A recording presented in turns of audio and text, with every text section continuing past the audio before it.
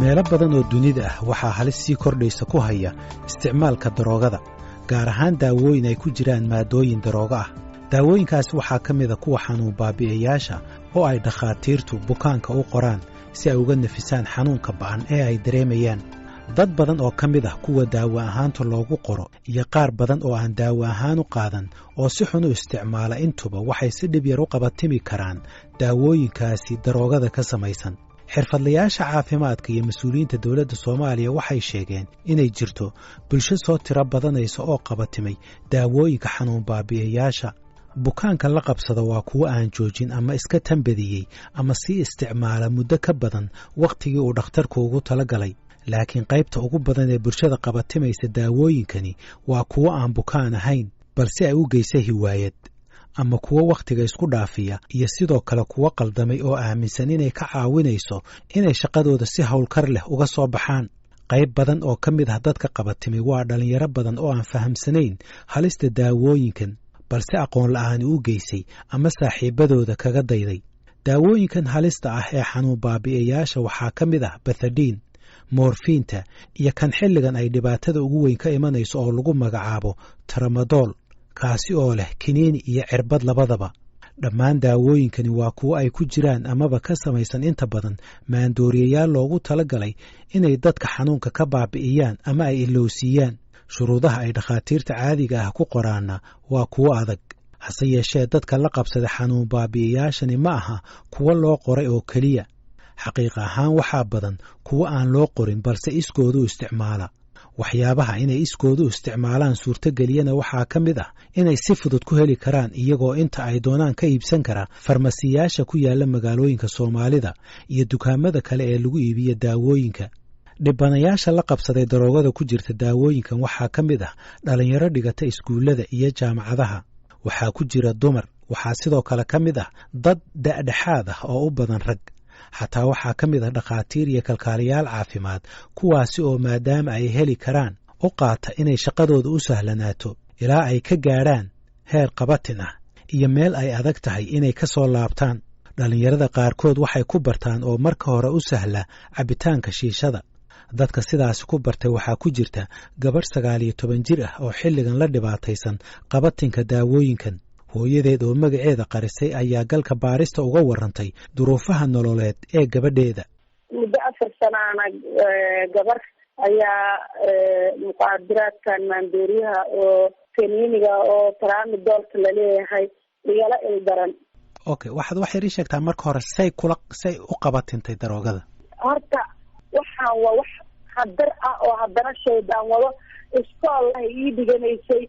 gabadhay ka baratay gabadhii baa waxay yiraahdeen xilliga break time-ka guriga aadayna xaafadalkana shiishad lagu cabaa gartay bahashu shiishad bay ka bilaabatay waxayna ku dhamaatay kiniinigaas tramadol la leeyahay ama cirbada oo maanta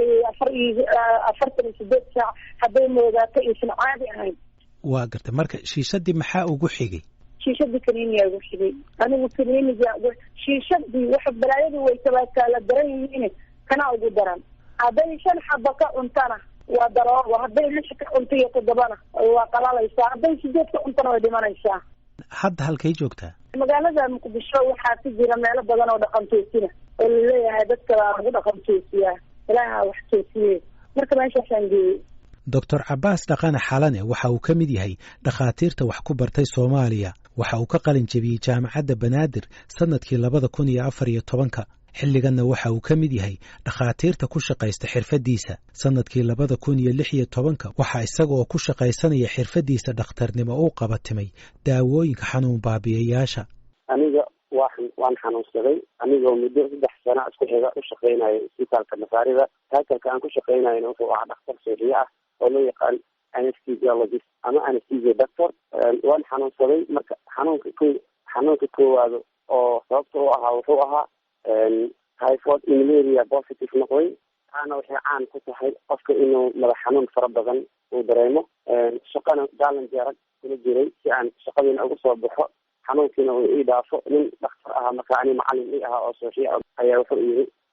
daawada la qaado shaqadaadana wado wax xanuun ma dareemaysid marka aad fiicnaatana waad ka dhaafaysaa ka bacdi maxaa ku xigay markuu dhakhtarkaasi qaado ku yiri maxaa ku xigay talaabadii ku xigtay maxay horta 2 isbuuc muddahan qaadanayay markii 2 isbuuc muddaha aan qaatay daawada jirkii waa markii aan cudurkii ka fiicnaaday waxaan arkay weli wixii markaa daawada dhaafana waa xanuunsanayaa markaan qaatana waa fiicnaanayaa marka si aan barnaamijkaas aan iskaga gooyo waqti dheer ayay igu qaadatay waqtiga igu qaadatay 2 sano ayay ahayd adigu daawada aad qaadanaysa ee saa kuu gashay magaceed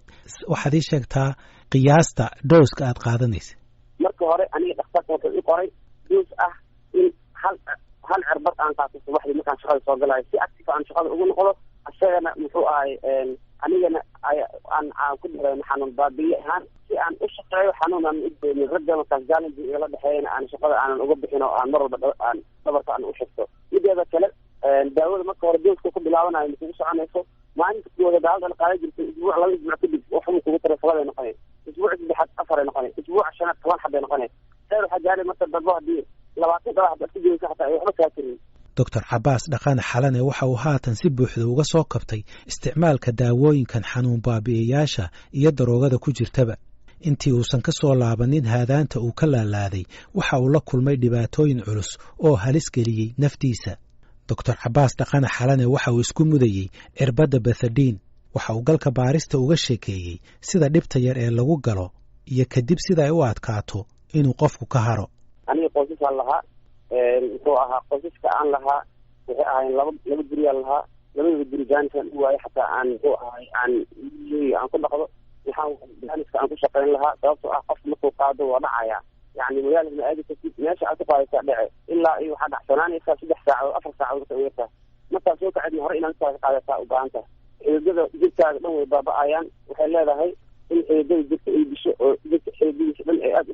usoo yaraadaan oo heer qofka haddii emergency ama dhibaato ay gaarto xididadiisa hal dhibaato haddii aan la helinin dhibaatooyinka ay gaarsiiyeen qofka waxaa kamid a reernimada qayb kamida ay baasanaysaa oo qofkii rabitaan dumar ma yeelanayo dhibaatooyinka ay leedahay waxaa kamid a qofka yani wuxuu yeelanayaa wax daawo ah wax baahi ah oo dareemayo ma lahan marka uu isticmaalo waa sadad oo deyn ah ayuu dhargayaa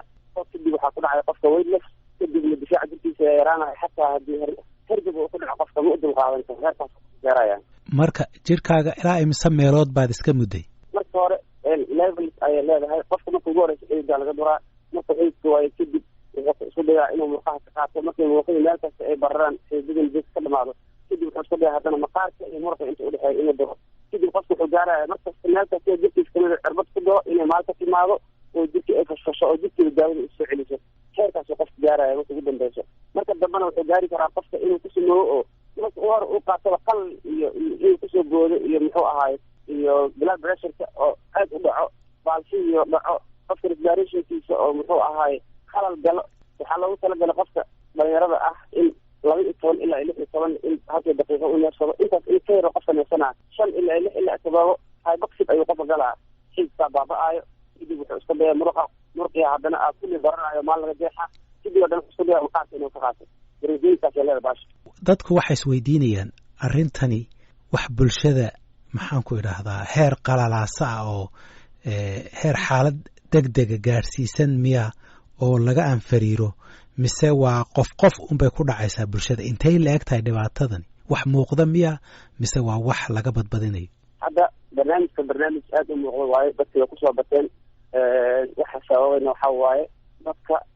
maadaama aqoon badan aysan u lahayn daawadii gobolka Soomaaliya aad bay ugu soo badatay si jaamacadda isaga soo gashaa runtii bulshada aad bay ugu dhiban tahay dad badan oo ku dhintay waa arkay laba kamid aan aqaanay inta kalena mar aan bulsho joogo waxaan sameyn jiray campaign oo barnaamijyadaas aan uga hadlaayo oo aan dadkana aan ku caawinayo in wixii oo muxuu ahay u baahan dadka in la caawiyo u baahan lacag la-aan barnaamij ahaan muxuu ahay aan sameeyey 12 muxuu ahay ilaahay igu guuleeyey oo ka fiicnaaday qaar aan uga fiicnaanina waa jiraan 2 nin oo aan muxuu ahay aad aan u dhow taagnaa muddo sanad camal ah waa u dhinteen sababtoo ah way khiyaali jireen naftooda way khiyaali jireen waad ka dhaafadii jireen waasna ku isticmaali jireen mid ka mid a dadka sida weyn u qabatimay daroogada balse xilligan ka bogsooday waxa uu markiisii hore ku soo bartay dalka dibaddiisa gaar ahaan dalka Yemen waxaana uu ogaaday inay aad u dhib yar tahay Soomaaliya sida lagu helo daawooyinka xanuun baabi'iyaasha ee ay daroogooyinku ku jiraan waxa uu la kulmay dhibaatooyin la mid ah kuwa uu arkay Dr. Cabaas Dhaqane Xalane qofku markaas uu si yahay baasha jecel yahay ankiya ninka farjikaan ku diray marka ku diro aniga ku dhacday meeshii ku dhacay haddaan markaan dhacay haddaan dhinto ka waran haddii ka waran intaan afka dhulka ku dhigsado ilka iga daataan, haddii ka waran intaan madaxa ku dhigsado leerba wax iga gaaraan, isagaa loo haystaa. sidaa daraadeed uu isku fahamsanaya marka markuu kaa gasto iga fito ma kugu dirayo waxaad qof mid rabta inaad barato inaad iskurto adiga qofka marka uu isticmaali doonaa gacanta midigtaa isku diraya ila ma train gareysna diraya midig markii daasho oo dee meel ka geliyo waayo midigtaa daashay musalada gadaasheeda soco lugta hoose cagta hoose oo maxaa la yidhaha limada sida qofbuu garanayo soco idada hoose oo maxaa la yidhahdaa shanshada udhaxaysa ciribta inta ka dhaxaysa tilibka soco ilaa akhirka uu ku tago xulka taranka ilaa uu ku tago ilaa ay ku tageen qaar dowlayaashan dhuulka ku yaala in laga siiyo qaar ay gaareen dareebka wejiga dadka qaarkiisa ay leeyihiin kalabarka wejiga ay kasoo baxaa marka dadka foorashada dhiigiisa ku gororo iyo ka qaadanayaan arkay. waxa uu iga sheekeeyey ninkaasi foolxumada ay leedahay la qabsiga daawooyinkan iyo inay qofka gayaysiiso inuu la yimaado dhaqan aan caadi ahayn oo meelka dhac weyn ku ah sharafta iyo maqaamkiisa. waa kaa sodohdaa weydiisaa maalinka adduunka dhaasha oo dimashada aad saxa weydiisaa dayn oo ilaahay kuma kamid war waxaan sheega ma garanayo aada weydiinayo iyo meeraysan gelayno ma jirto. daroogo kale oo dhibaato ku haysa bulshada siiba dhalinyarada waxaa la iigu sheegay inay tahay taabuu oo ah tubaako badankeeda laga keeno dalka hindiya inkastoo wadamada deriska la ah Soomaaliya laftooda ay ka soo galaan. Cabdulqaadir Sheekh Xasan Ismaaciil waxa uu ka tirsan yahay urur lagu magacaabo Saxadhowr oo ka jira magaalada Muqdisho. waxa uu in muddaha ka wacyigelinaya dhalinyarada isticmaalka tubaakada taabuu. taabuuga inta badan magaalada waa lagu gadaa dukaamada sida caadiga ah waxaana ugu badan dhalinyarada isticmaasha kuwa waxbarashada ku jira oo iskuulada dhigta. waxaa soo labeeya dhalinyarada sportiska iyo kuwa hadda badbaadilada tawala marka saddexaas waa u badan. meesha ugu dambeyd aniga aan tahay aan xooga saarin waxaad waxbarashada.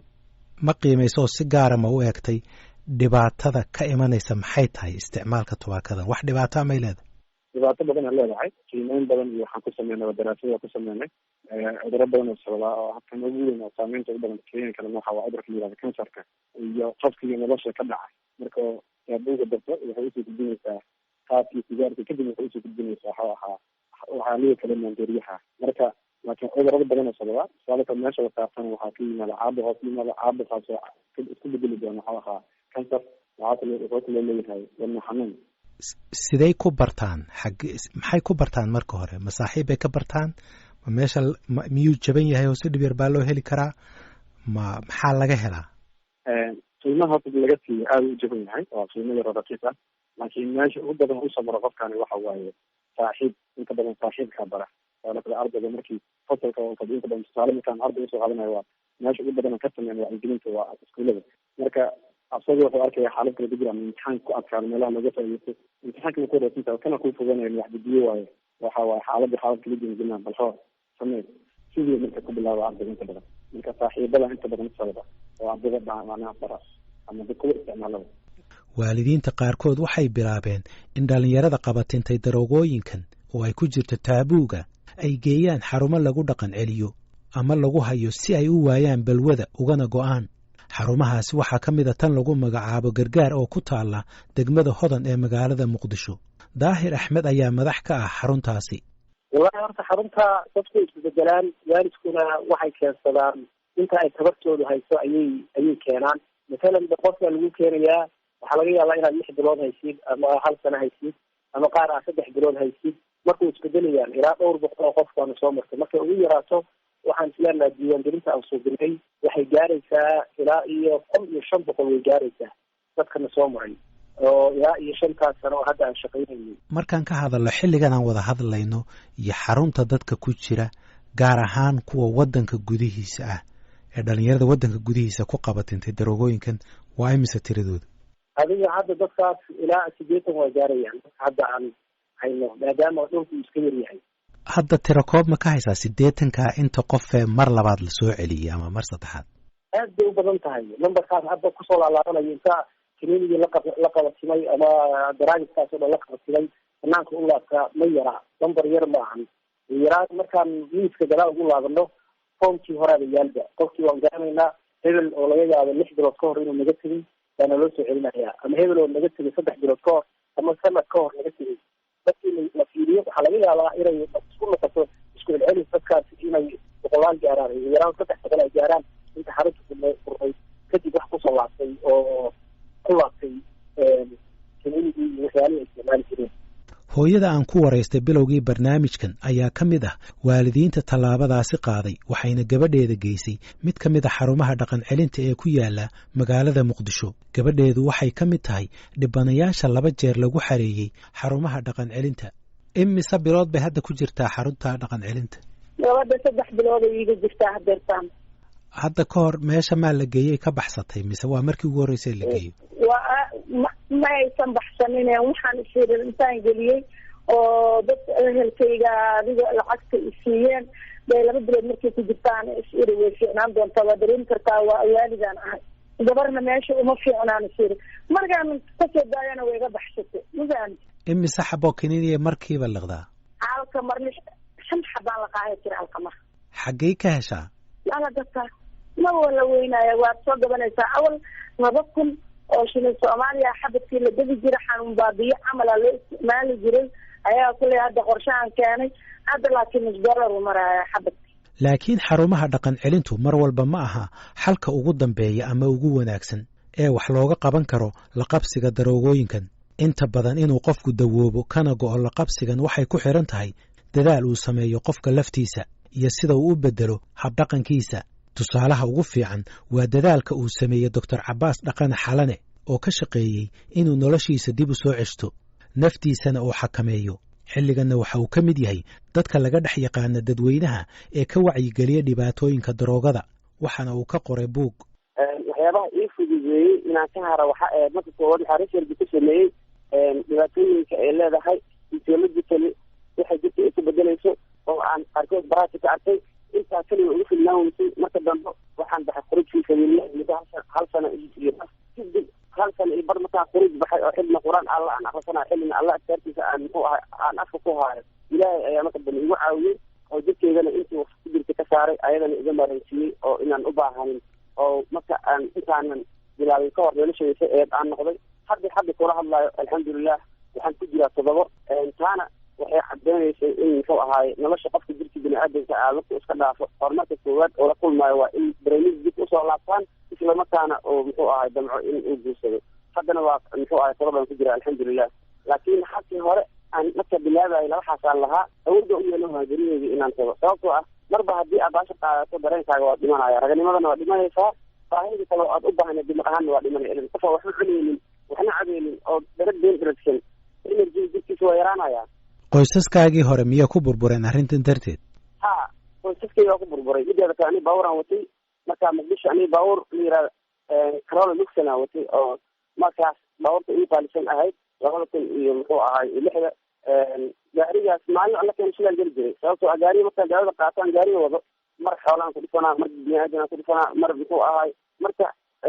xaasaskana inaan haweysto iska dhaafay guryaheeda xataa aan ka dhumanaa sababtoo ah waxaa waxba ugu haayo gabadheena markaa cuntay waxay cabtay meel saxdadiga hooyada kama weynin bugtahay marka sidaa darteed adiga marka haddaa baasha qaadatid uma baahnid xaas adi dhan waa isdajoogaya qolaa isku soo xiraysaa inta aad isticmaalaysid banaanka inta la bisatid aadid lagama yaabo sharaf daro qofka waxyaabaha ugu daran waxaa kamid a yacni dadka inay ku jeedaan ma ismoodid dadka dhan way ku arkayaan dadka dhan inaa adiga aysan ku dareemeyn aad moodaysaa laakiin qof kasta oo ku fiiriya calaamadaha loo garta waxaa waa dry nose afka inaa ku qalalaayo markaasaa ayadan waxaa noqonaya qof muddo 2 bilood aanan biyo si fiican u cabin oo mar walba meel oo bahgooyo ka yimid oo safar ka yimid oo kale oo dhaqanay. la qabsiga daroogada siiba daawooyinka xanuun baabi'iyayaasha ee ka samaysan maadooyinka daroogada ah waa dhibaato gacan culus ku haysa waddamo badan oo dunida ah. hase yeeshee waddamada aan lahayn sharciyada ama fulintoodu ay liidato ama si baahsan oo fudud looga heli karo daawooyinkan sida Soomaaliya oo kale waxay aad ugu sii nugul yihiin aafada daroogooyinkan.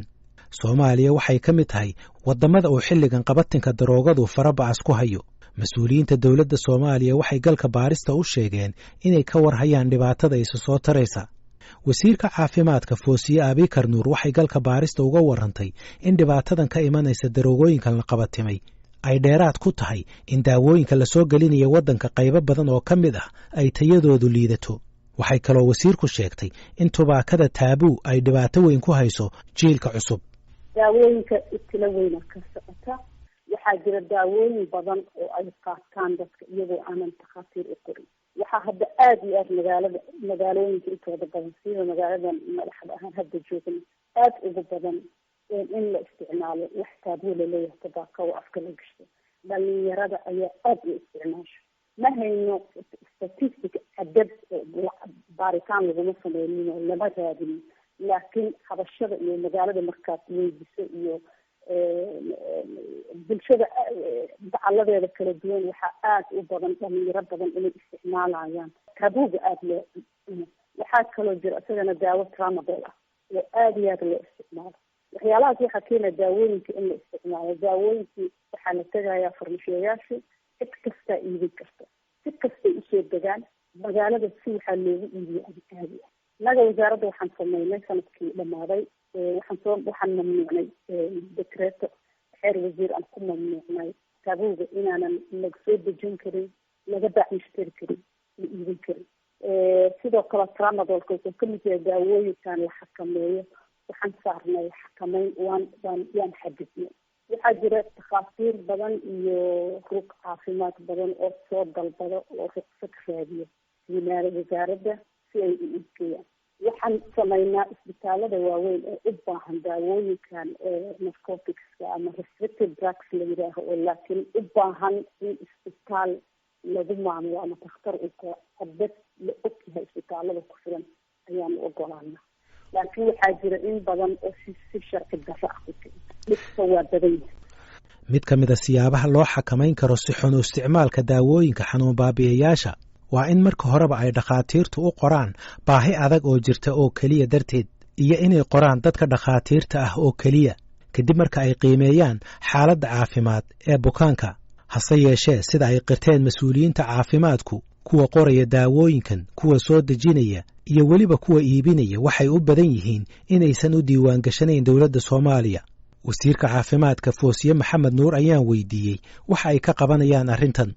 innaga waxaan sameynay register ayaan sameynay. wax ayaa jirta oo aan aada u xoojinay 2 sano dambe oo aan leen ay sameynayso inay register garayso takhtar walba oo wadanka soo galayo oo ajnabi ah oo ka shaqeynayo in markuu ruqsada soo qaato uu noo yimaado annaga intuusan shaqo gelin. waxaan immigration ka dhignay foomamkii warqadihii annaga aan sheegnay. warqad dakhtar kastoo yimaado wadanka inuu soo register gareeyo, noo keeno shahaadooyinkiisa aan xaqiijino. haddana saasay tahay inta badan ma dhacdo. annaga markii aan wasaaradda tagay,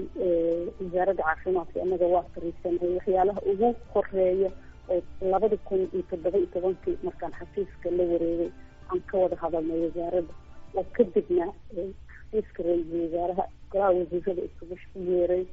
oo wasaarad walba la weydiiyey waxyaalaha horumarinta priority-ga ah ay qabanayso 30 casho ugu horeeya mandate-keena inay soo sheegato ay tahay annaga shayga ugu horeeya aan ka tala bixinay oo aan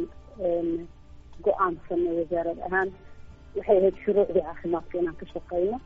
oo aan baarlamaanka sida ugu horeysa dhaqsaha la angeyno. sharciga markaan baarlamaanka geynay oo la ansixiyey, aqalka hoose ansixiyey November 2018, dad badan waxaa gala cabsi. isbitaallo badan waxay soo direen waraaqadihii sharciga u raadina, laakiin way soo degaan. dad baa wakiisha, dad isbitaallo private lahaa jira oo soo dejiya oo aanan soo marin. isbitaallo badan oo waaweyn magaalada ku yaalo ma sameeyaan qarsi. barnaamijkii galka baaristuna waa naga intaas. inta aynu ku kulmi doonno barnaamijkan oo kale, waa Haaruun Macruuf oo idin leh nabadgelyo.